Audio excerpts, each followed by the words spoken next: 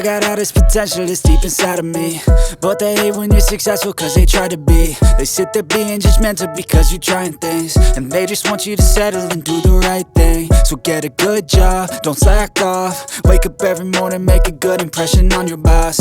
Don't do anything that I wouldn't do, and when you're making money, make sure you don't spend it too soon. Fuck that, I'll do what I wanna do. I got a different path from everyone, and that includes you. Who are you to tell me how to live life? In these times it feels like nobody is right, yeah. So I'ma figure out what helps me succeed, and then invest all of my time into that and proceed.